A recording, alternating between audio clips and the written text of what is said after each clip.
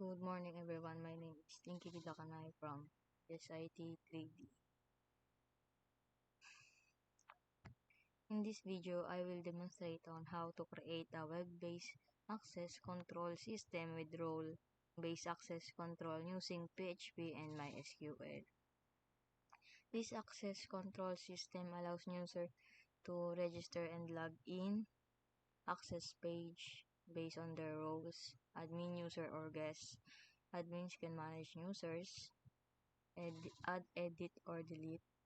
The system logs log in and log out activity, implement security measures, CSRF protection, prepared statements, session management. So, unang-una, ito yung index niya. Ito yung starting page of the system. Ito yung check yung user if already log in na and mare-redirect sa home PHP. Dinidisplay nito is yung login and register buttons for users. So, ito yung example niya. Yan, index PHP. Yung login, register button. Ito yung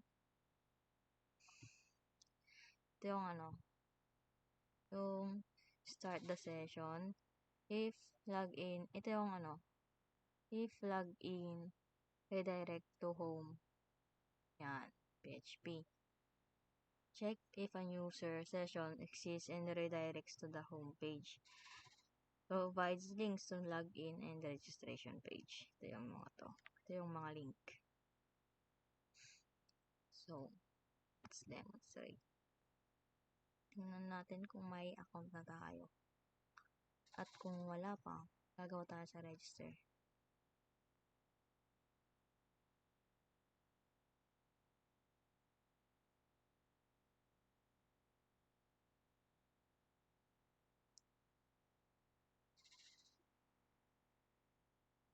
Ito na yun.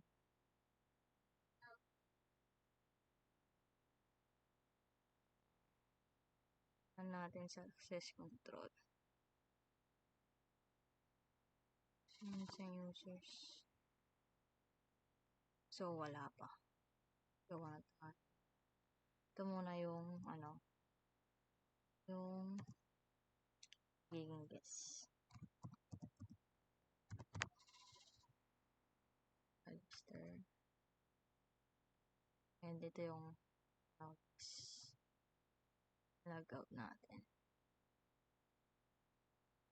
Register naman. Gawa ulit tayo ng ito yung magiging admin.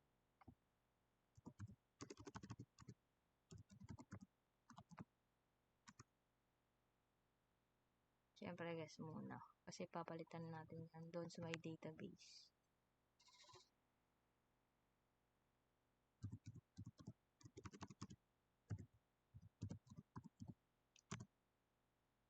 Testing yan.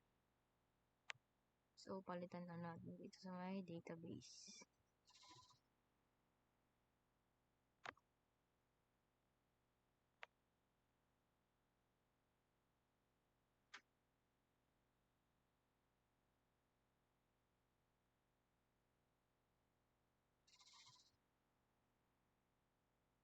Itong si Jinky magiging user. Ayan. Try natin.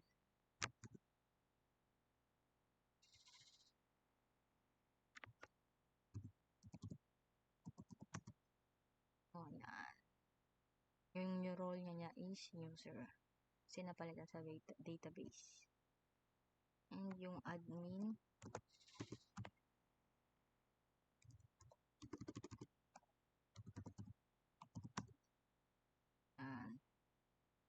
Kasi napalitan din sa my database. Tingnan natin.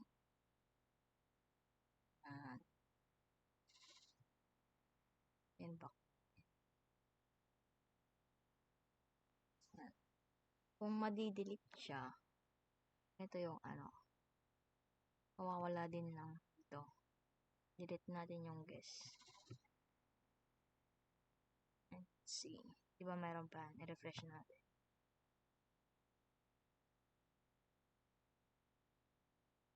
Wala na yung guess. Diba? Tapos tingnan natin sa may access control. Sa may activities.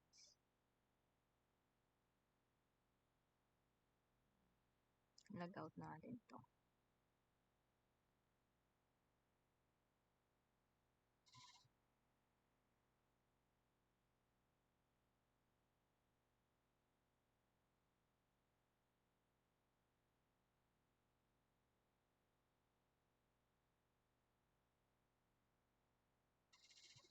So, yun.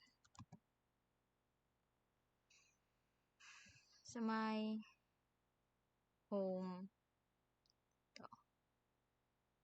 itong home PHP displays a welcome message with the login username.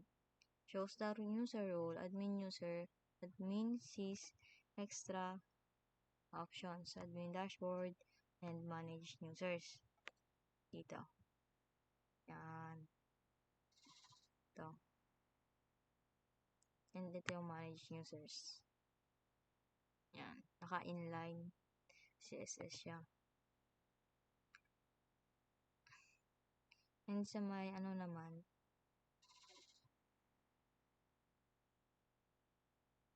out login. Ito yung ano, nire-restrict niya yung access to only login users. Check user role and provides admin specific options. Ito yung ano, middleware. Para ito yung mag-check ng ano, ng mga role. And sa no access naman, ito yung sa may no, kunwari, naka-login, hindi siya nag-log out. So, kunwari, hindi na-log out yung admin. Ito yung ano, papakita yung home PHP. Wait, try natin. Hindi ko siya. Ito muna sa my user.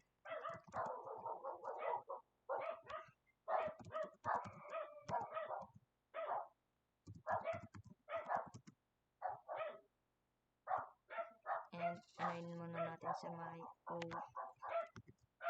sa my index. Diba? Nagre-redirect siya sa my home PHP kasi hindi siya na-log out.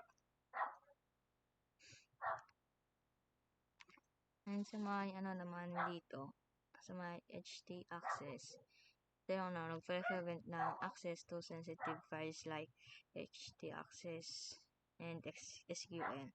Ini-enable niya yung URL rewriting for cleaner links.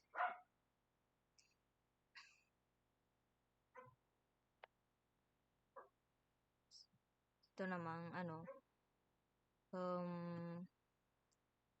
register, inaalam niya yung user para mag-sign up, tapos store niya yung password securely using password hash.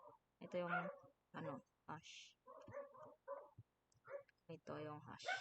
Para hindi malaman ng admin or may hawak ng or database yung password ng mga user. Para ma-prevent yung duplicate usernames.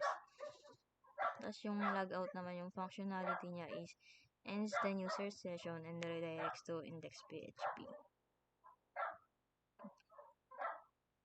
Tapos yung admin dashboard, available only to admins. Allow admins to manage users. Tapos, yung configure settings niya. And yung admin manage users na uses prepared statements to prevent SQL injection. Ito yung database. Yung database natin creates the users table with username, password, and role. Yan. Username, password, and role. Creates the activity logs to store login and logout timestamps. And yung sa may naman, CSRF natin, ito, CSRF, gina-generate niya yung CSRF tokens and forms to prevent cross-site request forgery. And ito yung password hashing. Ito. Yan, password hashing. Ito yung CSRF. Ito yung nagpe-prevent ng cross-site request forgery. Implement secure session handling to prevent session hijacking. So, yun lang. And thank you.